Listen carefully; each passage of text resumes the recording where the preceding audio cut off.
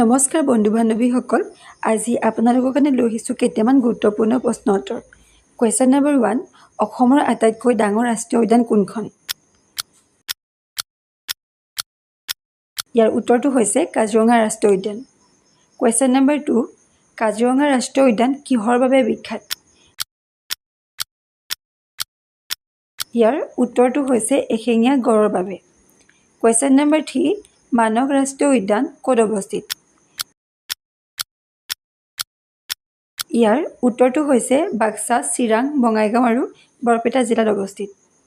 Question number 4, মানস ৰাষ্ট্ৰীয় উদ্যান UNESCO বিশ্ব ঐতিহ্য ক্ষেত্ৰ কেতিয়া ঘোষণা কৰা হয়?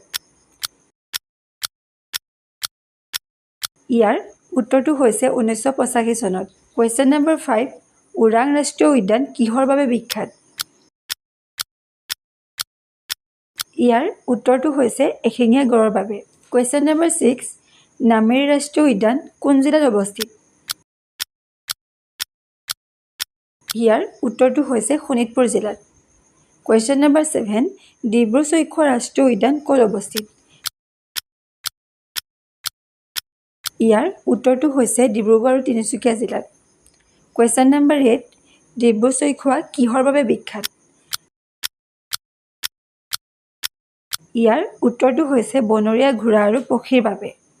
কুৱেশ্যন নম্বৰ 9, অসমৰ মুঠ ৰাষ্ট্ৰীয় উদ্যান কিমানখন? ইয়াৰ উত্তৰটো হৈছে 8খন।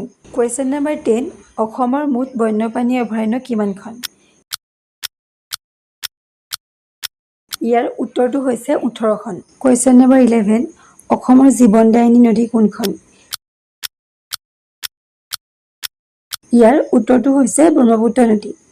কুৱেশ্যন নম্বৰ 12, ব্ৰহ্মপুত্ৰ নদী অসমৰ ক'ত প্ৰৱেশ কৰে?